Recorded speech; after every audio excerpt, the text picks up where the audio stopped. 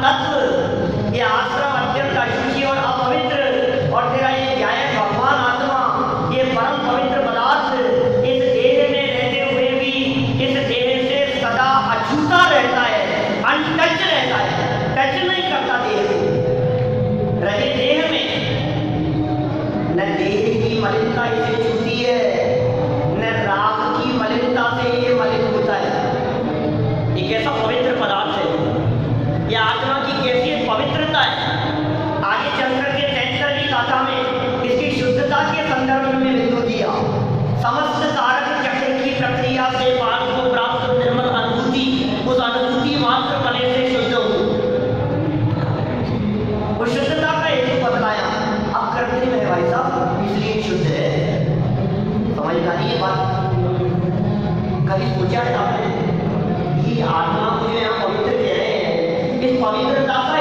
क्या है, ये परम पवित्र क्यों है ये आत्मा? ये आत्मा माने कौन?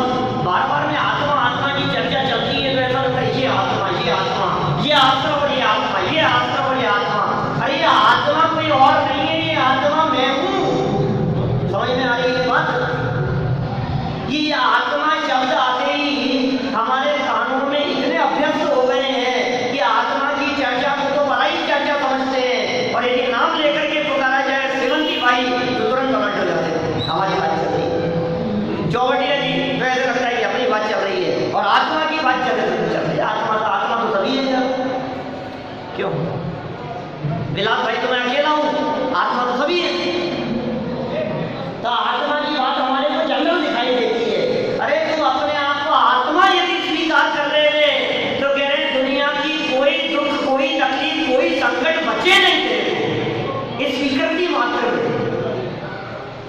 हमारे दैनिक सभा में वहां जयपुर में टोडरमल जी वाले मंदिर में क्षत्रिय चूड़ामणि नामक ग्रंथ चलता है, बहुत सारे लोग व्हाट्सएप पे सुनते हैं। उसमें 7वें नंबर का एक 18 नंबर का श्लोक आया है, 7वां चैप्टर है उसका, 18 नंबर का श्लोक है। और उस श्लोक में वादीप सिंह सूरी आचार्य देव हमसे ये कह रहे हैं कि हे जीव, हम तुझे तेरा कर्तव्य बताते हैं। कर्तव्य क्या है बोलो, आपका कर्तव्य क्या है? सवाल जी, दुकान पे बैठना, बिजनेस करना, काम पर जाना, पैसा कमाना, आपका कर्तव्य क्या है? प्रवचन सुनना। हमारा कर्तव्य क्या है? कि माइक के सामने बैठ करके प्रवचन करना। सब अपने अपने कर्तव्य का निर्माण कर रहे हैं। क्या कर्तव्य है? उन्होंने कर्तव्य क्या बतलाया कि हे जीव, अपने आप को चैतन्य आत्मा स्वीकार करना ही तेरा कर्तव्य है। क्या लाइन दी है, इतना रीच गया मैं इस लाइन पर, कई दिन चर्चा की हमने वहां। अपने आप को आत्मा स्वीकार करना ही तेरा कर्तव्य है, ये तेरा कर्तव्य है।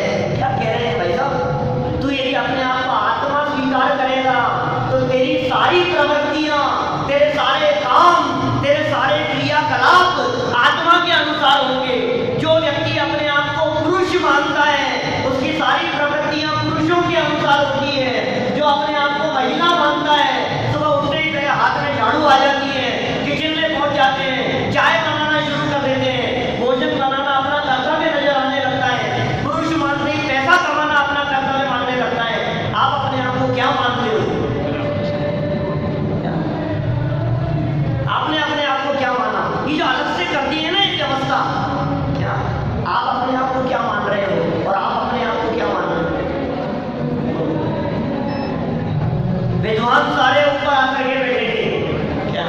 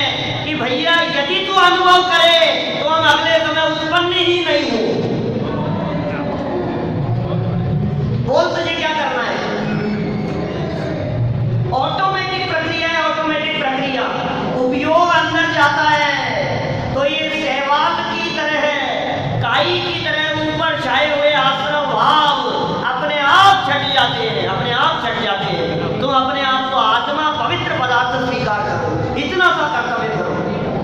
जिसने अपने आप को आत्मा स्वीकार कर लिया, परम पवित्र आत्म तत्व स्वीकार कर लिया, अब बताओ सामने वाला व्यक्ति आपको गाली देता है तो तकलीफ होती है क्या? किसे गाली दे रहा है? जिसे दे रहा है वो मैं हूं ही नहीं। जिसके बारे में अपशब्द कह रहा है वो मैं हूं ही नहीं। कहां देख रहा है? ये गलत फहमी में है। ये गलत व्यक्ति के ऊपर उंगली उठा रहा है। ये सोच रहा है मुझे तकलीफ दे रहा है, लेकिन मैं इससे भिन्न तत्व हूं, इसको पता ही नहीं है। बेचारा गलत फहमी में है। आपको तकलीफ कहां होगी बताओ? ये कह रहे दुख से कारणम, दुख का कारण बाहर में नहीं है, दुख का कारण तेरे परिणाम में है, दुख का कारण तेरे राग भाव में है, दुख का कारण तेरी पर्याय में है। गजब कर दिया आचार्य जी, निदान कर दिया। निदान डॉक्टर जी ने निदान शब्द दिया है ना, ये निदान क्या होता है?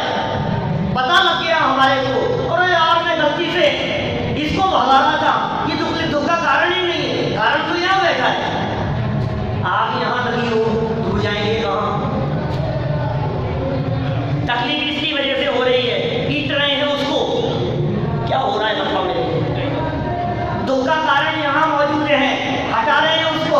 ऐसा देखो यार, आप सामने बैठते हो ना, मुझे गुस्सा आता है, क्या करें? हटा दो इनको सामने से हटा दो, ये मुझे पसंद नहीं है, इनकी वजह से मैं परेशान हूँ। परेशान कौन है भाई साहब? परेशान कौन है? नहीं, बात करें थोड़ा सा बाहुबली। परेशान कौन है? कि मैं परेशान हूँ। ये किसकी वजह से परेशान है? इसकी वजह से, इसकी वजह से परेशान है। क्या करें बोलो? उपाय क्या है? बोलो डॉक्टर साहब, जाने वाले साहब, उपाय क्या है? आपको जो लग रहा है कि मैं इसकी वजह से परेशान हूं, आप उसको हटाना चाह रहे हैं। आचार्य देव ये कह रहे हैं तो इसको हटा दे तो भी सुखी नहीं होगा, तो भी सुखी नहीं होगा, क्योंकि असली कारण वो है ही नहीं, कोई दूसरा है भाई साहब। उसको देख के रहे, उसको पकड़ने का प्रयास कर, तो गलत चीज को पकड़ रहा है। जिसको दुख का कारण जानता है उसको हटाने का प्रयास करता है, लेकिन वो है ही नहीं ना। कई लोग कहते हैं साहब ये तो दुख का कारण नहीं है, ये मेरा काम अटकाता है, इसकी वजह से मैं परेशान हूँ। हटा दें उसको। वो अटका रहा है तुम्हारा काम, सही से मत मानो, वो अटका रहा है तुम्हारा काम। यदि वो तुम्हारा काम अटका रहा है तो तुम्हारे अंतराय कर्म का उदय क्या करेगा? नहीं साहब मेरा अंतराय कर्म के उदय की वजह से मैं परेशान हूँ। अरे अंतराय कर्म का उदय कितना भी आवे, लेकिन उसके बावजूद भी दुखी होना और नहीं होना, इसका कारण बाहर में नहीं, इसका असली मूल तत्व तो अंदर मौजूद है। ये कितनी अच्छी बात है कि मैं दूसरे की वजह से परेशान नहीं हूँ, अपने परिणाम की वजह से परेशान हूँ। कि साहब ये अच्छी बात क्या हुई इसमें? अच्छा सोचो, यदि मैं पड़ोसी की वजह से परेशान हूँ, ऐसा होता तो जब तक पड़ोसी बना रहेगा तब तक मैं सुखी नहीं हो सकता। मां संकट खड़ा हो गया, सुरेश भाई क्या करें? अब पड़ोसी के यहाँ महंगी गाड़ी है, यदि मैं उसे देख करके परेशान हूँ तो बोलो अब मेरी परेशानी कैसे दूर होगी? अब उपाय क्या है? जहां जहां आपको ऐसे लगता है कि मैं इसकी वजह से परेशान हूं, तो आप उसे हटाने का प्रयास कर रहे हैं ना।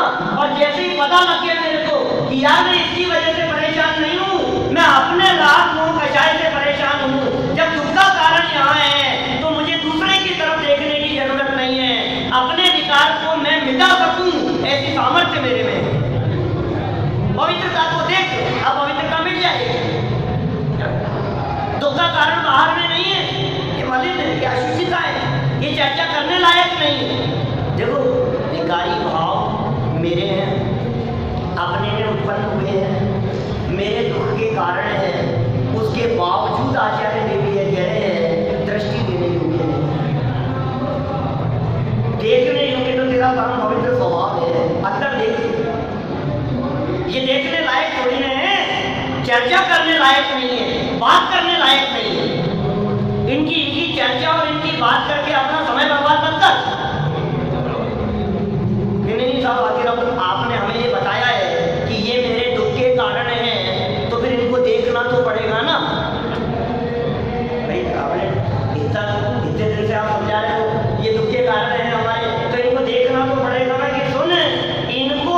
देखता रहेगा तो इन दुखों से मुक्त नहीं हो पाएगा।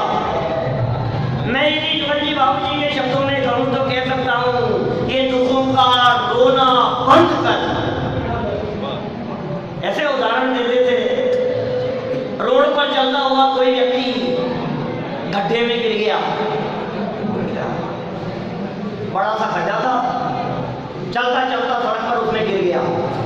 अब बताओ क्या करें? रोने लगा, फ्रैक्चर हो गया, हाथ पांव टूट गए, घरों से आती खून बहने लगा, रो रहा है, चिल्ला रहा है, ये किसने कर दिया ये गड्ढा यहाँ पे, ये रोड पर, ऐसी जगह पर कोई भी व्यक्ति गिर सकता है, कितनी तेज चोट आ गई। उधर से कोई व्यक्ति निकला, मैं भाई साहब हाथ धो, मैं तुम्हें निकालता हूँ यहाँ से। नहीं नहीं, मुझे ये बताओ पहले गड्ढा किसने किया। अरे तू बंद करना है यार उस चर्चा को, मैं बहुत परेशान हूँ कि बंद करना है यार उस चर्चा को। अब हम तेरे को इससे मुक्ति दिला रहे हैं, अब हम तेरे को इससे मुक्त करने का उपाय बतला रहे हैं, हम तेरे को सुखी होने की विधि बतला रहे हैं, और तू अपने दुखों का रोना रो रहा है। दिमाग ठिकाने है तेरा, बंद कर उस चर्चा को, वो चर्चा करने लायक नहीं है। कि नहीं साहब गड्ढा तो हुआ ही था ना, और किसी ने तो किया ही था ना, और मैं गिरा ही हूं ना, मैं कौन सी झूठी बात कह रहा हूँ, चोट तो लगी ही है, परेशान तो हुआ ही हूँ, तकलीफ तो है ही, आंखों से आंसू तो बह रहे हैं, खून तो आ ही रहा है। समझ क्या है? बंद नहीं कर सकता इस चर्चा को, कहने लायक नहीं है। यहाँ तो भगवान आत्मा के गीत गाए जा रहे हैं, यहाँ तो आत्म तत्व की महिमा बतलाई जा रही है। तू उसे देखना बंद कर, बीती ताही विसार दे, आगे ही सुन ले। बीती हुई बात को भूल जाओ, चर्चा मत करो, पास्ट के बारे में बात मत करो कि साहब नरक में तो गया था, एक एक में मैंने कैसे कैसे दुख उठाए, निगोद में चला गया, श्वास के 18वें भाग जन्म मरण किया, कितने कितने कष्ट उठाए। कि चुप रहे, बात मत कर, ये प्रसंग बात करने का नहीं है, ये अभिनंदन समारोह चल रहा है। किसका? किसी सेठ का अभिनंदन समारोह चल रहा हो,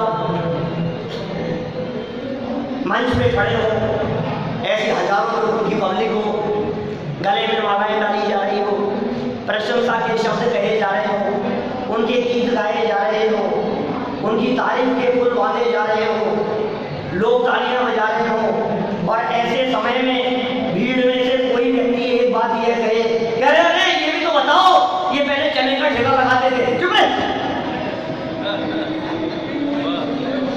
ये मूंगफली बेचते थे,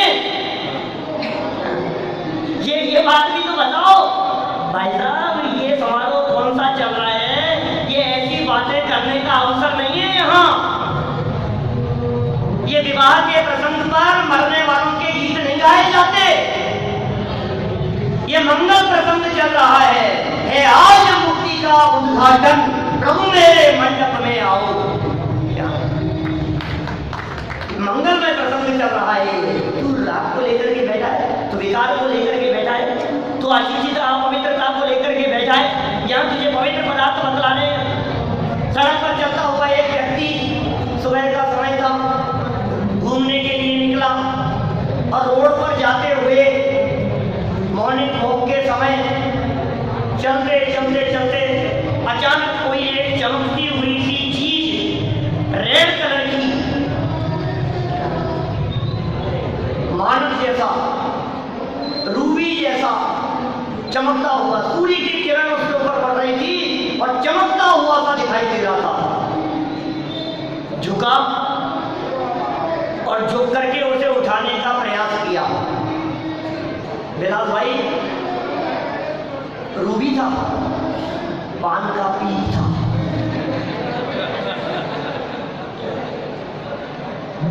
कोई व्यक्ति झुक के गया था, पान का पीप था, सूर्य की किरण उस पर पड़ रही थी, चमकता हुआ सा दिखाई दे रहा था, उसने झुक करके उठाने का प्रयास किया। क्या हाथ लगा? क्या हाथ लगा? पीछे से कोई सज्जन आ रहे थे, उन्होंने उनसे पूछा भाई साहब क्या मिल गया? कुछ नहीं, कुछ नहीं। मैं आपसे पूछता हूँ, कुछ मिला के नहीं मिला? बोलो ठीक बताइए। कुछ तो उठाया है भाई साहब तुमने, कुछ तो उठाया है। कुछ नहीं है भाई साहब, कुछ नहीं है। मैं आपसे पूछता हूँ, कुछ नहीं है या कुछ है? कुछ है तो सही, लेकिन कुछ कहने लायक नहीं है। बात समझ में आई क्या? कुछ क्या कह रहे हैं? क्या सर? कुछ है तो सही, लेकिन वो कहने लायक नहीं है। इसी तरह से तेरी परिणति में उत्पन्न होता रहा आज तक का ये विकार। क्या उत्पन्न तो हुआ है, दिखाई तो दे रहा है, प्रकट तो हुआ है, लेकिन वो कहने लायक नहीं है। ये साहब आज तक अनादिकाल से इतने दुख उठाए नहीं है क्या? मैं कोई झूठ बोल रहा हूँ क्या? मैं शास्त्र खोल करके दिखा दूं तुम्हारे को कि चुप रहना यार, चुप नहीं रह सकता है क्या? इस चर्चा से विराम नहीं ले सकता है क्या? ये कितना मंगलमय प्रसंग चल रहा है और तू कौन सी चर्चाएं लेकर के बैठा है? ये अशुचिता की चर्चाएं करने योग्य नहीं है। गायक तो सदा सदा शब्द का प्रयोग किया है। देखिए शब्द इतना मार्मिक है, लंबे समय तक चले गाता है, ऐसे ऐसे गाता है। सदा शुचि है, सदा शुचि है। निगोद में भी शुचि था, पवित्र था, एक इंद्रिय में भी पवित्र था। नरक का नार की मारकाट मची थी, उस समय भी पवित्र था। खून टपक रहा था, उस समय भी पवित्र था। कोई मांसाहारी मांस खा रहा हो, उस समय भी आचार्य देव कह रहे हैं कि भैया तू तो भगवान आत्मा है। समझ में नहीं आ रही हमारे, हम पवित्र दिख रहा है हमारे, भगवान आत्मा है, भगवान आत्मा है। सदा पवित्र है तू। किसी क्षेत्र में चला जा, किसी काल में चला जा, किसी परिस्थिति में चला जा, हर परिस्थिति में, हर काल में तू सदा पवित्र है। ये ऐसा कह रहे हैं। चैतन्य स्वभाव रूप से ये गायक अत्यंत शुचि और अत्यंत पवित्र है। कौन गायक? मैं गायक। किसी और की चर्चा नहीं। शुचि अशुचि की चर्चा हो गई। दूसरा पॉइंट, दूसरा क्या कह रहे हैं? विपरीत। देखो आप अपनी पुस्तक में टीका में क्या कहते हैं आचार्य देव? आश्रमों के जड़ स्वभाव रूप होने से, आश्रमों के कैसे? जड़ स्वभाव रूप होने से दूसरे के द्वारा जानने योग्य है। क्योंकि जो जड़ हो वह अपने को तथा पर को नहीं जानता, उसे दूसरा ही जानता है। इसलिए वे चैतन्य के अन्य स्वभाव वाले हैं और भगवान आत्मा तो अपने को सदा विज्ञान घन स्वभाव बना होने से स्वयं ही चेतक है, ज्ञाता है। इसलिए वे चैतन्य से अनन्य स्वभाव वाला है। दो बातें कह दी है। एक वाक्य दिया आश्रमों के लिए, दूसरा वाक्य दिया भगवान आत्मा के लिए। आश्रमों को क्या कह करके पुकारा? बोले ये जड़ स्वभाव वाले हैं और मैं कैसा हूं? बोले चेतन स्वभाव वाला हूं। विपरीत। दूसरा पॉइंट क्या था? पहला था अशुचि, दूसरा पॉइंट क्या था? विपरीत। ये आश्रम जड़, जड़ कहा है? जड़ माने स्पर्श गंध वर्ण वाला नहीं। क्या जड़ किसे कहते हैं? जिसमें स्पर्श रस गंध वर्ण हो वो जड़ नहीं है, वो उद्गल है। यदि स्पर्श रस गंध वर्ण वाले को जड़ कहोगे तो फिर धर्म द्रव्य का क्या होगा? फिर अधर्म द्रव्य का क्या होगा? स्पर्श रस गंध वर्ण तो उसमें भी नहीं है। आकाश और काल में भी स्पर्श रस गंध वर्ण नहीं है। तो फिर जड़ किसे कहते हैं? बोले जिसमें चेतना नहीं हो उसे जड़ कहते हैं। चेतना से जो विपरीत स्वभाव वाला है वो जड़ कहलाता है। तो बोले ये जो राग द्वेष काम क्रोध आदि के परिणाम है ना, ये परिणाम अचेतन होने से जड़ है। इनमें चेतना नहीं है, ये जानने का काम नहीं करते। जानने में तो आते हैं,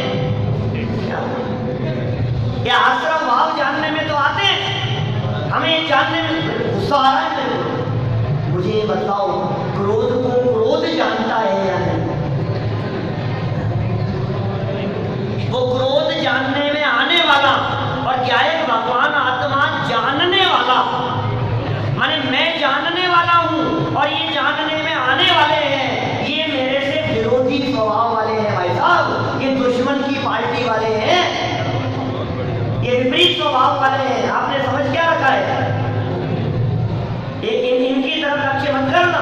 बोलो हमें यहाँ से ट्रेन पकड़नी है, कहाँ के लिए भाई साहब? जयपुर के लिए पकड़नी है, बॉम्बे के लिए पकड़नी है। बिलाल भाई कहाँ जाना है? बॉम्बे जाना है, ट्रेन पकड़नी है हमारे को बॉम्बे के लिए।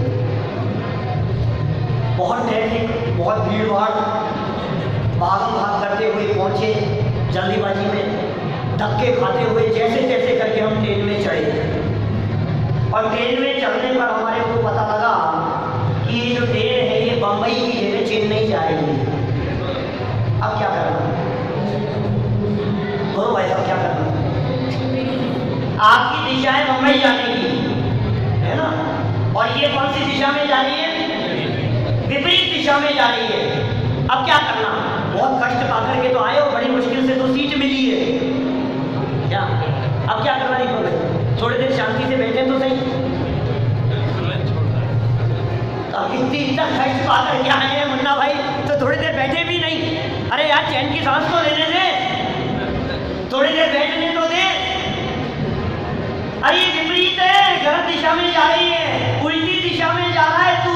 एक एक कदम स्वभाव से दूर होता जा रहा है, मंजिल से दूर होता चला जा रहा है। ये आश्रम भाव तेरे से विपरीत स्वभाव वाले हैं, ये विरोधी स्वभाव वाले हैं, ये घात करने वाले हैं। 74 इलाका में आगे चल करके तो बंदे घातक संबंध का है, ये घात करने वाले हैं, नुकसान पहुंचाएंगे तेरे को, ये पीड़ा पहुंचाने वाले हैं, ये इतना कष्ट देंगे, इतना कष्ट देंगे कि तू छोड़ इनका साथ, स्वभाव की तरफ देख। ये मेरे विरोधी तत्व है। विरोधी क्यों है भाई साहब? ये आश्रम भाव विरोधी क्यों है? ये विपरीत भाव क्यों है? क्योंकि इनकी संगति मेरे से विपरीत लोगों के साथ हुई।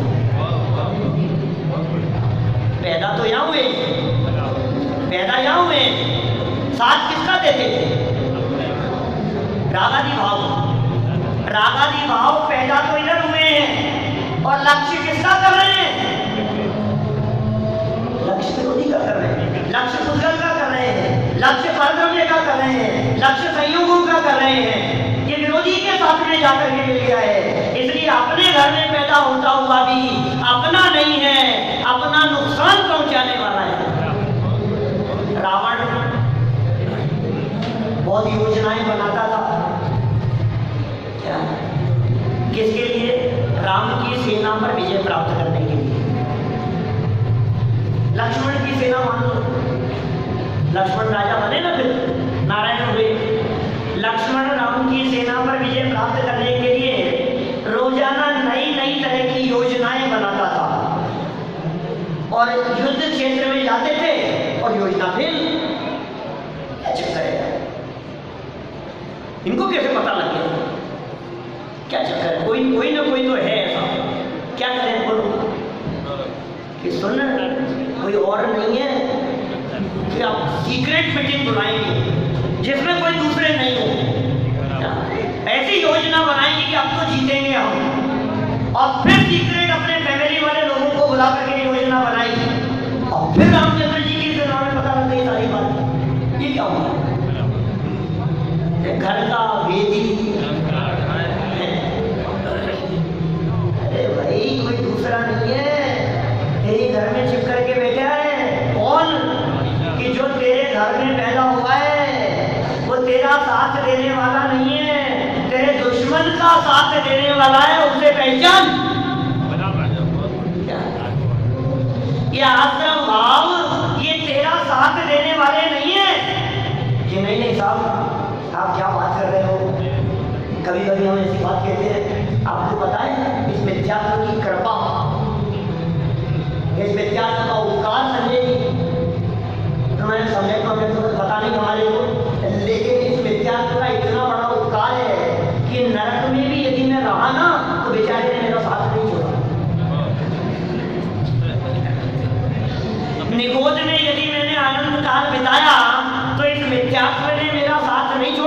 कौन आता बताओ मेरे को वहां साथ देने के लिए। अनंत काल मैंने जो बिताया है चारों गतियों में, कभी साथ नहीं छोड़ा, और आज तुम्हारे बीच में आया हूं तो तुम कह रहे हो कि इस मिथ्यात्व को निकाल बाहर करो। कैसे छोड़ दूं मैं इस मिथ्यात्व को, कैसे छोड़ दूं इस विकार को?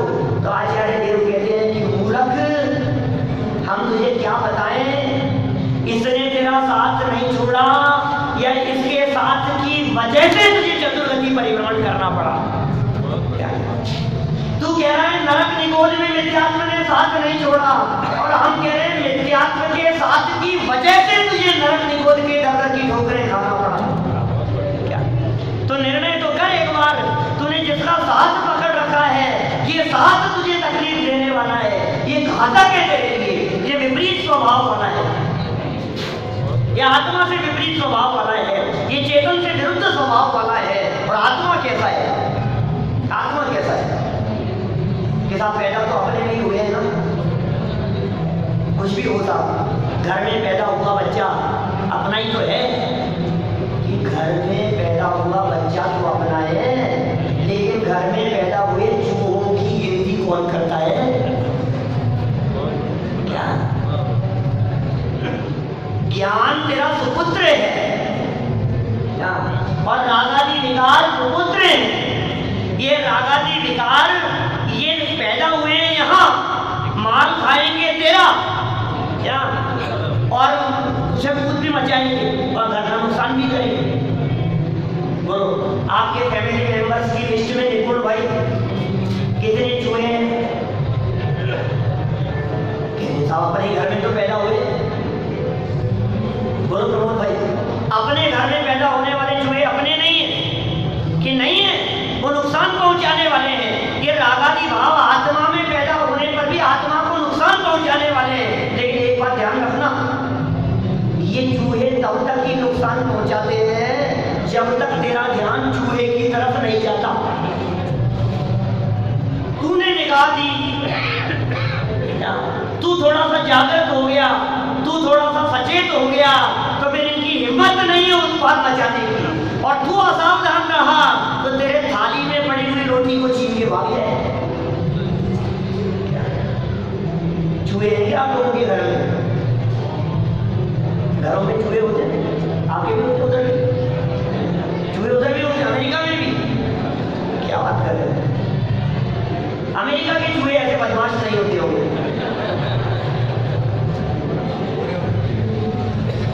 आपने ध्यान नहीं दिया सुखानी जी, थाली लगा करके बैठे हो और आप इधर उधर काम करने लगे, और वो क्या करेगा? थाली में रखी हुई रोटी को पकड़ेगा और तुम सावधान भागता है। तुम जब तक असावधान है तब तक ये तांडव करते हुए दिखाई देते हैं। यदि तू सावधान हो गया तो इन आश्रय भावों की हिम्मत नहीं जो तुझे रंज मात्र की तकलीफ पहुंचा सके। तुझे तकलीफ नहीं पहुंचा सकते। देख कैसा है, कहां पर है ये रागादि विकारी भाव, कैसे विपरीत स्वभाव वाले। तो तेरा स्वभाव कैसा है? क्या क्या शब्द दिए, बड़े गजब के शब्द दिए। और अपना आत्मा तो सदा सदा, कभी कभी नहीं, सदा माने हमेशा। टेम्परेरी बात नहीं है, ये परमानेंट बात कर रहे हैं। सदा ही कैसा है? विज्ञान घन स्वभाव बना होने से ज्ञाता है, चेतक है। विज्ञान घन स्वभाव बना होने से खूब चर्चा हो सकती है विज्ञान घन के बारे में। क्या घन है? घन, घन तो जानते हैं ना, घन सॉलिड, ठोस। घन में क्या चीज प्रवेश कर सकती है? घन कहते ही उसे है जिसमें किसी चीज का प्रवेश नहीं हो। घन क्या होता है? लंबाई, चौड़ाई और मोटाई, गहराई, ऊंचाई, जो भी कहो है, तीन शब्द दे दिए, माने 3 डायमेंशन। और सॉलिड, और अंदर से पोला नहीं होता। घन में पोलापन नहीं होता, घन में किसी दूसरी चीज का प्रवेश नहीं होता, घन में किसी और चीज की एंट्री नहीं होती। घन क्या चीज होती है? तू किस चीज से बना हुआ है?